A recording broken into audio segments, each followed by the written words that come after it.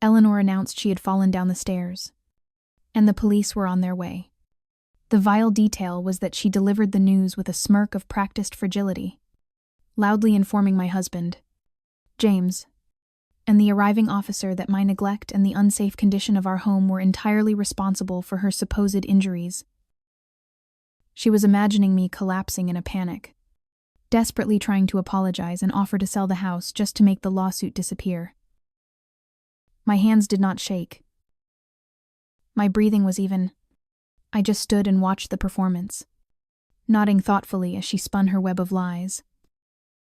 She had no idea that her claim of falling down our stairs was a fatal miscalculation, and the trigger for her immediate downfall. I remembered the exact moment my hypercompetence became my curse. It was 15 years ago when I first met James and realized his mother, Eleanor, viewed life as a zero-sum game of emotional and financial extraction. The first act of betrayal was small but telling.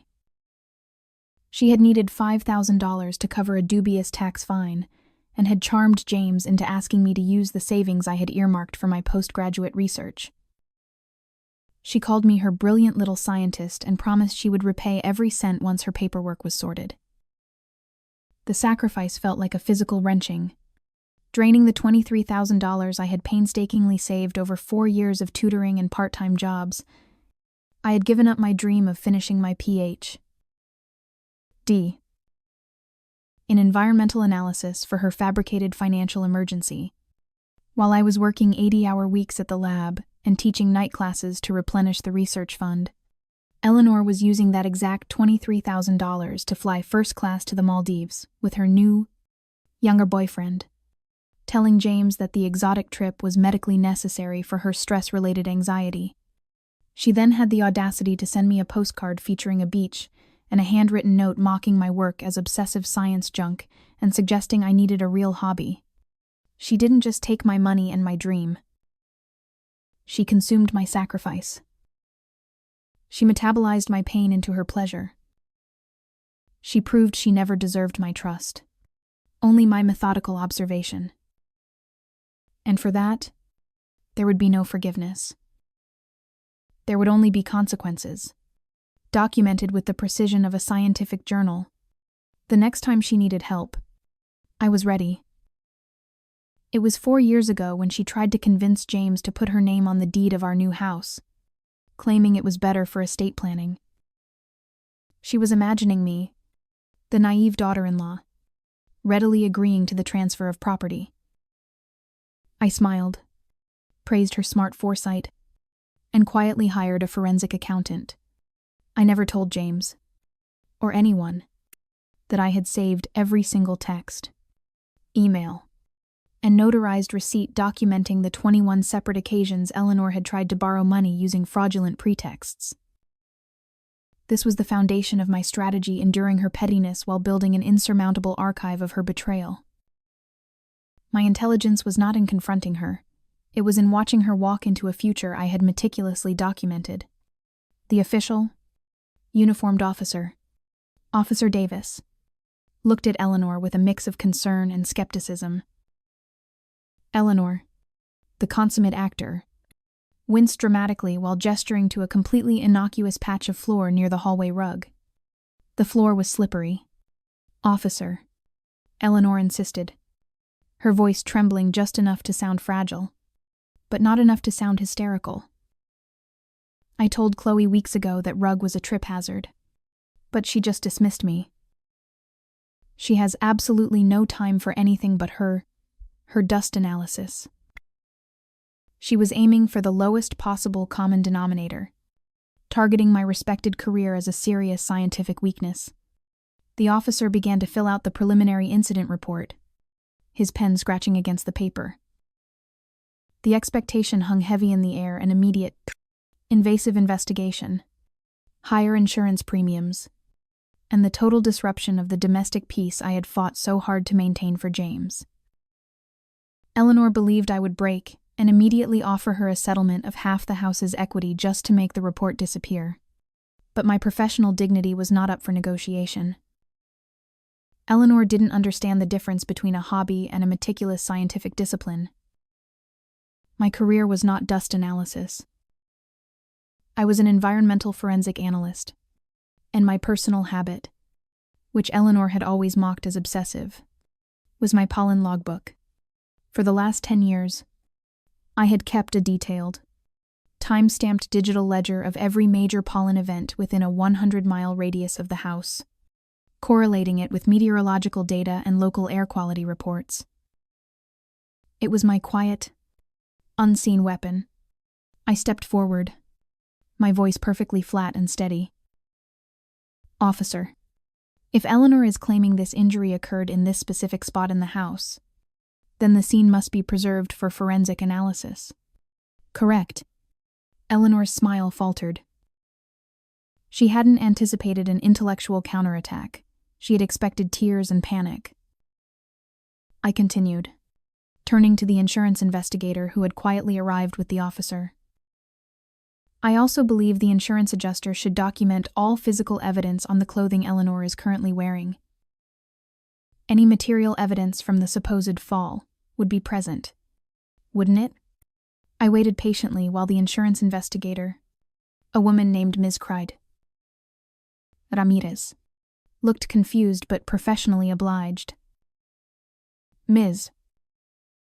Ramirez reluctantly took a cotton swab and sampled the back of Eleanor's wool jacket, the jacket Eleanor claimed she had been wearing during the fall down the stairs.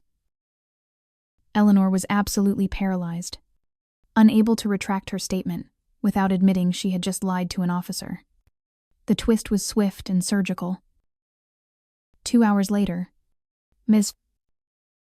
Ramirez returned to the house, holding a small, sealed plastic bag and the preliminary lab results from the jacket swab. She looked directly at Eleanor, bypassing her forced wince. Mrs. Matthews. Ms. Ramirez began, her voice cold and professional. The fibers on your jacket and skirt contain an extremely high concentration of loblolly pine pollen. Eleanor scoffed, regaining her composure. See, it's just dust, I told you. Her obsessive science junk. I calmly produced my laptop and opened the digital logbook, projecting the data onto the living room wall for everyone to see. Officer. Ms. Ramirez. This is my 10-year archived pollen logbook, cross-referenced with local agricultural records, I explained. According to this scientific data, there is a total 0% concentration of loblolly pine pollen within a 20-mile radius of this suburban neighborhood for the next 3 weeks. This is a scientific fact. We have no mature loblolly pines here. My voice was methodical, emotionless. I clicked one more time, zooming in on the map. However, I concluded, that extremely high concentration of loblolly pine pollen is currently peaking at the Pinewood Creek Nature Trail over 75 miles from this house. Eleanor was driving her car 75 miles away when the accident occurred, not falling down our stairs. The silence was deafening. Eleanor's face, moments ago a mask of suffering, instantly drained of color. The jacket, the one thing she thought would prove her injury, had become the undeniable evidence of her fraud. The payoff was immediate and absolute.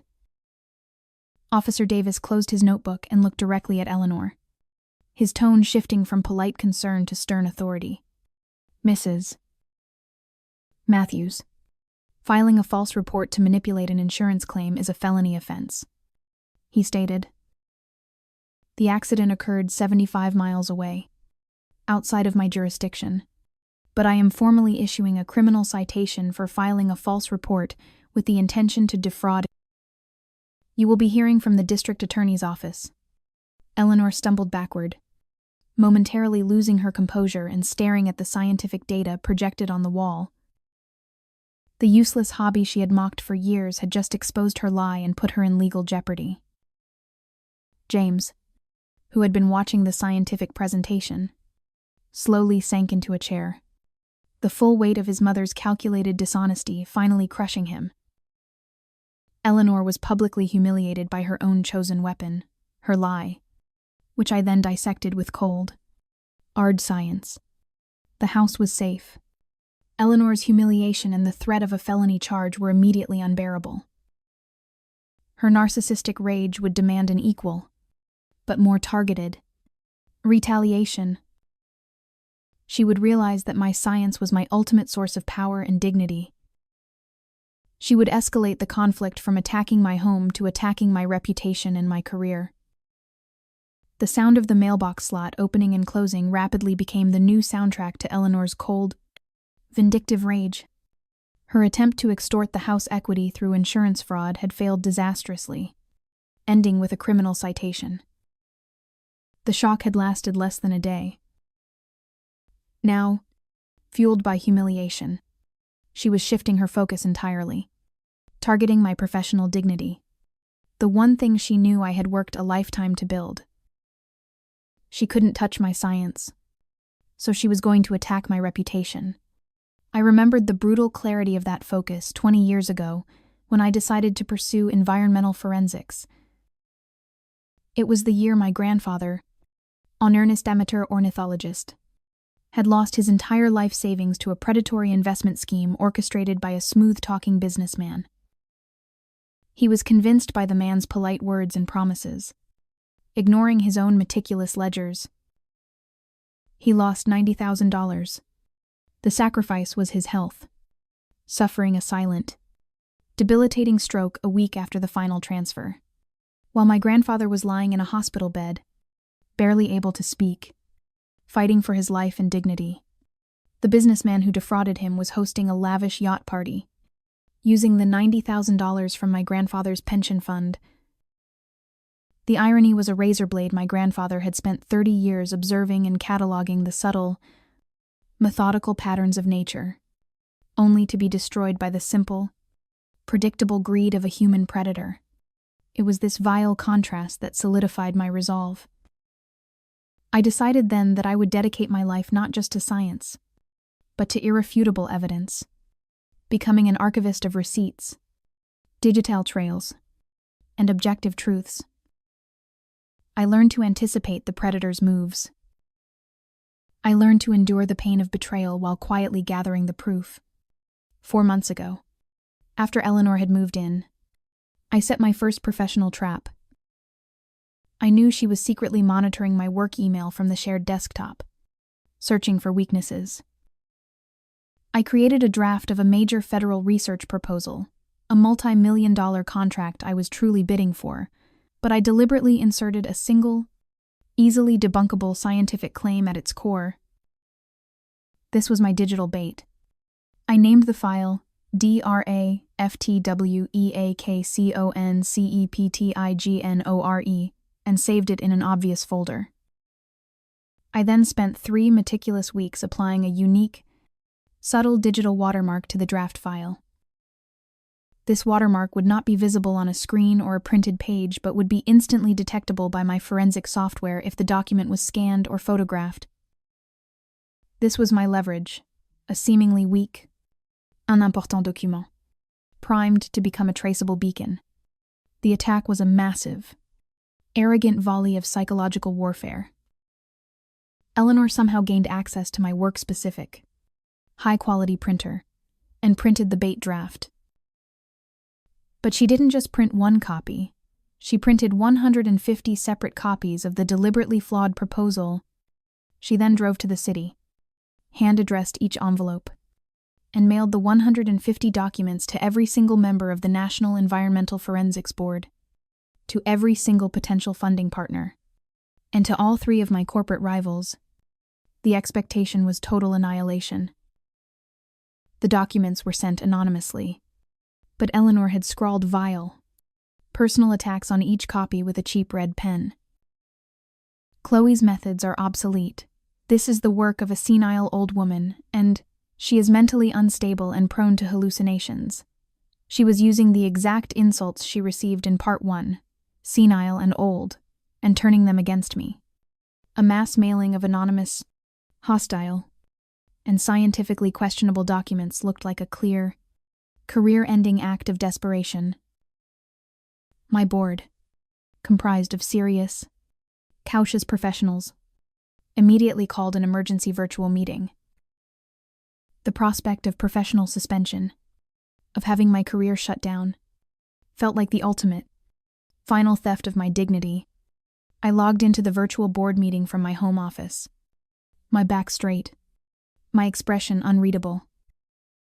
I waited patiently while the chair, Dr. Henderson, a man known for his rigid adherence to decorum, held up a thick stack of the red-marked mailings. He was clearly disgusted by the volume and the instability they represented. Ms. Matthews.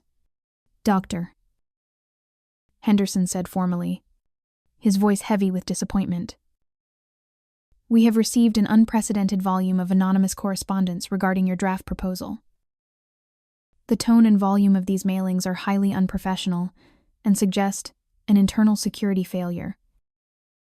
He was politely framing the issue as my fault. I cut him off politely, but firmly. Dr. Henderson, I appreciate the board bringing this to my attention. But there is no internal security failure. There is only calculated criminal malice, and I am grateful to this board for helping me expose it. The twist was instant. I calmly explained the existence of the intentionally flawed bait document, then directed Dr. Henderson to scan the document into his professional scanner, something Eleanor had not anticipated. Dr. Henderson, please run the scan through the proprietary forensic software I designed for the Department of Defense. It will detect the embedded digital watermark. He hesitated for only a second, then obeyed. The software immediately flashed a hit, identifying the document not only as the DRA-FTWE-AKC-ONCEPT-IGNORE file, but also showing a secondary forensic marker, ink cartridge ID Alpha 7. This document was printed on my high-end work printer. I announced, projecting the forensic data onto the screen. And that ink cartridge ID Alpha 7 belongs to a unique, custom mixed ink that my mother-in-law, Eleanor Matthews, uses exclusively for printing her book club newsletters and her coupon collections. I have archived receipts proving this unique cartridge belongs solely to her. Eleanor, who was listening in from another room on a hidden line, let out a choked sound of disbelief. She hadn't just exposed her criminal intent. She had been exposed by the very useless hobby she mocked her passion for collecting coupons and printing newsletters. The payoff was surgical. I did not need to mention libel or slander. I simply stated the facts. Dr. Henderson, the author of this mass mailing, did not just steal a document. They proved they reside in my home, have access to my professional equipment, and possess a calculated intent to sabotage my livelihood, as this is the second time they have been criminally cited in a week. The board was silent. Dr. Henderson quickly recovered his composure. He placed the stack of documents down. Ms. Matthews, we accept your explanation. In fact, we commend your proactive security measures. He then delivered the final blow to Eleanor, who was still listening. The board will be issuing a press release stating that your firm was the target of a sophisticated, targeted cyber-sabotage effort, thus protecting your professional dignity. Furthermore, any future correspondence received from the sender using that unique ink will be immediately classified as harassment and forwarded directly to local law enforcement for investigation. I had used her own criminal malice to secure my dignity and had gained the full, permanent protection of my professional board. The public humiliation, the social destruction, was complete. Eleanor's humiliation was complete and total. She was isolated, financially frozen, facing felon charges, and now her ability to communicate with the outside world was effectively cut off to communicate.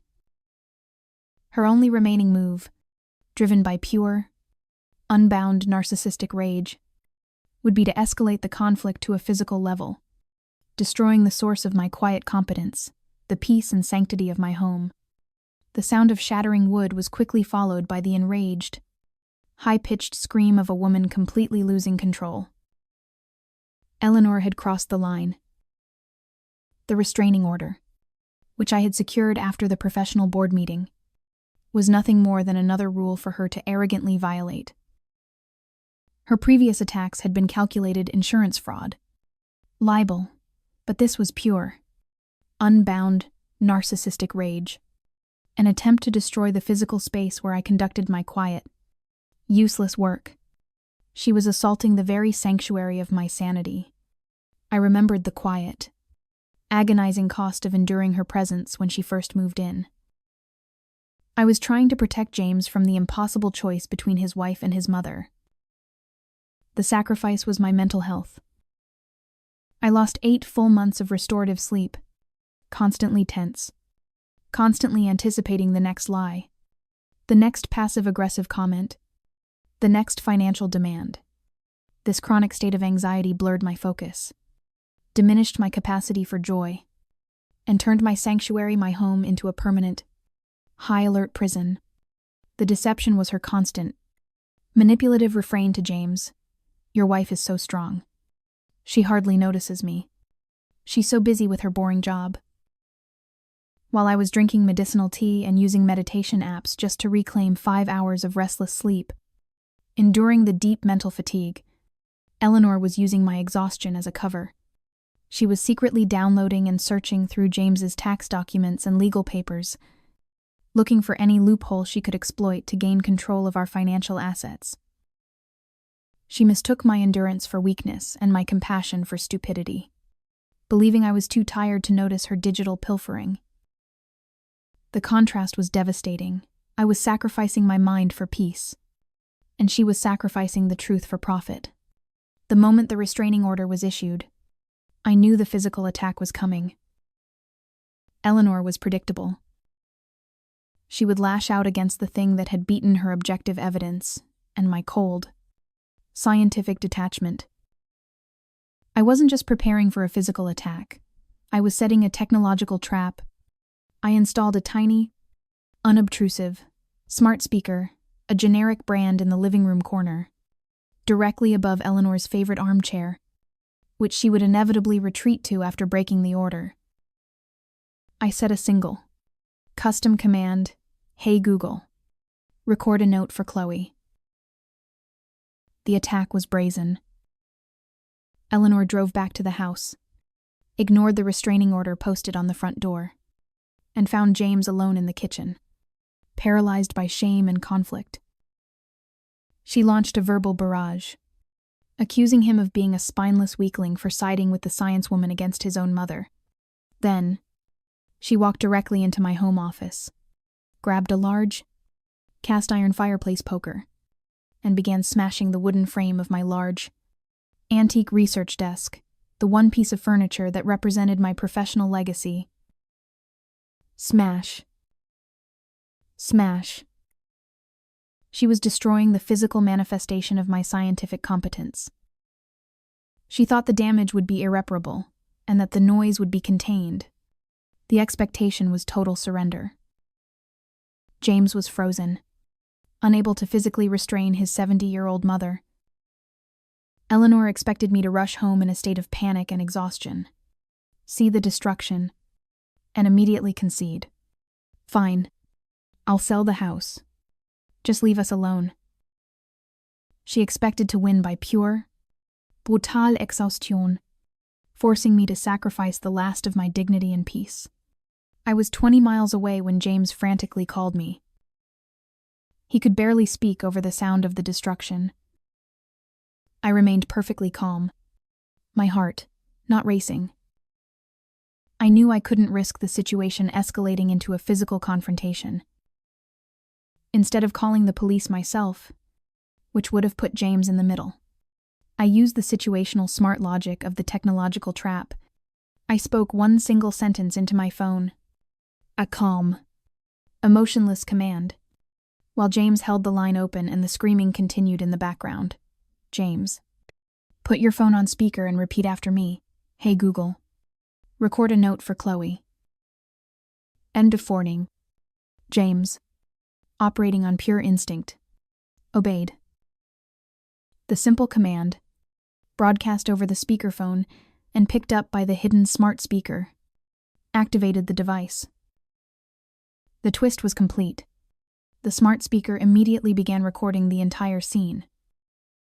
It captured Eleanor's escalating, vulgar tirade against James, her high-pitched, psychotic laughter, and the sickening sounds of wood splintering as she continued to methodically destroy my desk.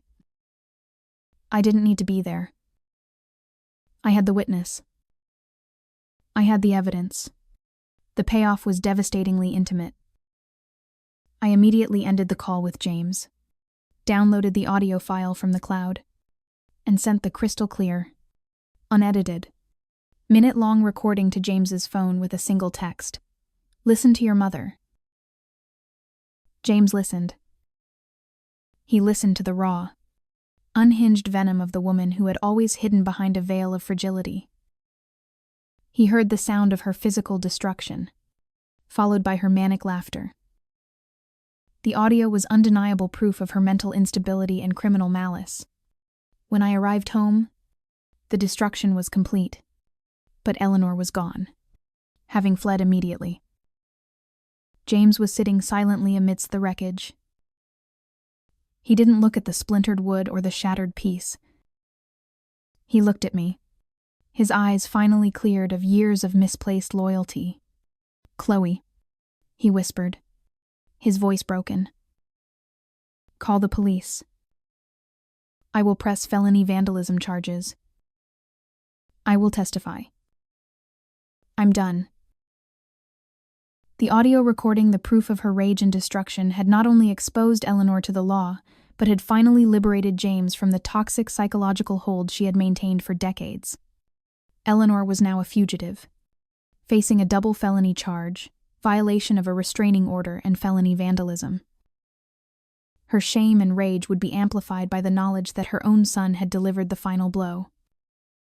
She had no home, no, a reputation, and no one left but her sister, Aunt Margaret, the executor of the last remaining asset, the family trust. Her final, most desperate attack would now be financial. A last-ditch attempt to steal the legacy. The desperate glint in Eleanor's eyes was more revealing than any confession. She had lost the legal battle over insurance fraud. She had lost the war on reputation. She had lost her son. Now, she was a fugitive, and her last remaining target was the family trust, the final asset that could fund her escape and her legal defense. She was going after the money, the pure, unadulterated financial security I was trying to preserve for James and his father's legacy. I remembered the silent financial sacrifice I had made 12 years earlier, a sacrifice Eleanor had used to solidify her reputation as the good parent. James's father, before he passed, had asked me to manage his retirement savings, a modest sum of $40,000, knowing his wife was financially impulsive. I took the burden, investing the funds meticulously. When Eleanor discovered the money was missing from her control, she accused me of theft.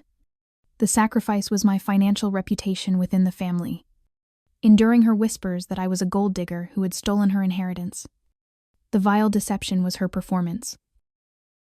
She had loudly and publicly lamented the loss, assuring friends and family that I had meant well, but was clearly in over my head. While I was quietly and legally managing the $40,000 to ensure James's father received every penny of income he needed for his care, Eleanor was using her stolen victimhood to coerce James into paying her rent and credit card bills, claiming she was destitute due to my incompetence. She was metabolizing my financial sacrifice into her own stream of illicit income, all while mocking my supposed lack of financial acumen. And that financial pain was the reason I was prepared for this final disparity move, I knew Eleanor's only remaining contact was her sister, Aunt Margaret, the executor of the late patriarch's retirement trust. Aunt Margaret was a severe stickler for rules, but also prone to emotional manipulation. This was my leverage. Months ago, I had visited Aunt Margaret and submitted a formal, sworn affidavit of concern, detailing Eleanor's increasing financial instability and documented attempts at fraud, the pollen report, the libel attempt. The affidavit included one simple, non-legal failsafe, a verbal confirmation safe word. I instructed Margaret that if Eleanor ever attempted to discuss or change the trust, Margaret must hear me say the word orchid to proceed. The attack was a public emotional ambush. Eleanor had tracked Aunt Margaret to her workplace, a small, bustling community library, where Margaret served as the head archivist, knowing Margaret could not afford to make a scene in public. Eleanor stood in the middle of the reference section, weeping loudly, accusing me of imprisoning her son James and emotionally blackmailing Margaret. She then produced a crudely forged letter, supposedly signed by James, authorizing the immediate transfer of the trust's $150,000 into Eleanor's legal defense fund. The expectation was that Aunt Margaret would crumble under the public shame and the emotional pressure of the forgery. Eleanor knew Margaret valued her public image, dignity, and family loyalty above all else. Eleanor fully expected Margaret to authorize the transfer just to make the screaming in the scene disappear, providing Eleanor with the final financial weapon she needed. I did not have time to drive there. I tracked Margaret's location through her library's public social media check-in. I used the situational smart logic of the technological age mixed with my simple, low-tech leverage. I called the library's main number and politely asked the front desk attendant to put Margaret on the line. When Margaret, flustered and tearful, answered, I did not waste time with small talk. I immediately played the audio recording of Eleanor's psychotic vandalism rage from part 3 through my phone speaker, holding the phone close to the receiver so Margaret could hear the raw, unedited destruction in the background. Then, I spoke one single sentence, my voice cold and clear. Margaret, you are being blackmailed by a fugitive. Did she say the word orchid? The twist was instant and irreversible. Margaret did not need any more proof. Hearing the audio of her sister's raw, unhinged violence and destruction was the final piece of evidence she needed to understand the truth behind the affidavit of concern. The emotional manipulation was completely nullified by the objective, terrifying reality of the sound. The payoff was absolute and public. Margaret hung up the phone. She walked back to the reference section where Eleanor was standing, surrounded by hushed patrons. Eleanor, Margaret announced, her voice shaking not from fear, but from righteous indignation. I am calling the police and your probation officer. This trust is locked down permanently. You forged James's signature, and I heard the tape of you destroying his home. You are a criminal, and you will not touch another penny of this family's money. The public denouncement in the heart of the quiet, rule-bound community library was total. Patrons backed away from Eleanor, staring. Bankrupt, denounced by her sister, and now facing a financial freeze. Eleanor was completely and utterly alone. Her final, most powerful financial attack had failed spectacularly, foiled by a single, pre-planned safe word, and the audio evidence of her own rage. Her humiliation was so profound. Her narcissistic rage could only focus on one last thing, the source of all the evidence. She would lash out against the science, the very thing she called useless. Her next and final move would be to physically destroy my pollen lab, erasing the irrefutable evidence that had brought her down. The final alert arrived at precisely 3:17 in the morning. It was a silent notification from the secondary sensor on my climate-controlled storage unit, accompanied by a small, anxious photograph of a shattered door latch. Eleanor had achieved absolute isolation and total financial ruin. Now, the rage had turned elemental. She was coming to destroy the last remnant of my dignity and competence, the physical archives of my useless pollen lab. She wanted to erase the very evidence that had sealed her fate. I remembered the lifetime of small indignities and condescension that preceded this moment. It was the legacy of being the quiet, capable one, constantly forced to endure the arrogance of others. The sacrifice was my professional identity in the early years, when I had to take on menial work, analyzing commercial air filters for pollen counts just to pay the bills while applying for grants. Eleanor would mock these gigs as glorified janitorial work, using the humiliation of my necessary sacrifice as her social currency. The deception was constant. When she needed me to write complex air quality reports for her friend's dubious real estate development work that required hundreds of hours of my expert scientific labor, she would ply me with vile flattery, calling me her genius girl who understood things mortals couldn't, while I was sacrificing my time and expertise to bail out her friends, working all night on the meticulous reports that ensured legal compliance. Eleanor was telling James that my work was easy, basic science, claiming she could have done it herself if her hands didn't shake so much. She was consuming my genius, minimizing my effort, and turning my hard-won professional identity into her weapon against me. And because she saw my work as easy and useless, she never once believed I would protect it. I had anticipated this final, physical lashing out. My true pollen lab, my meticulously catalogued life's work of slides, archival notes, and chemical data was not in the home office she had smashed, but in a small, secure, rented facility 6 miles away. This was my ultimate leverage. The unit had 2 security layers, a standard alarm which she had just disabled, and a secondary, hidden live feed security camera disguised as an air circulation sensor, reporting directly to my encrypted cloud server. The attack was one final, desperate act of property destruction. Eleanor, having found the address and broken in, was now in the small, climate-controlled room. The camera feed showed her, face contorted in a psychotic snarl, throwing open cabinets. She had brought a gallon of corrosive household bleach, which she began pouring directly onto the custom archival binders filled with my invaluable 30-year-old pollen slide collection. Slosh. Slosh. She was attempting to chemically erase the physical, scientific truth that had systematically dismantled her life. She expected to walk away, having destroyed the evidence in my professional life, leaving me with nothing but ashes and despair. The alarm was silenced, so I did not call the police immediately. I used the situational smart logic of the remote environment. I immediately called the storage unit manager, a kind, no-nonsense man named Mr.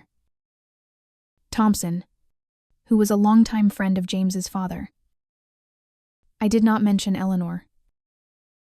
I simply stated a technical emergency. Mr. Thompson, I said, my voice flat. The main alarm is breached, and my unit, Unit 417, has detected a major environmental hazard.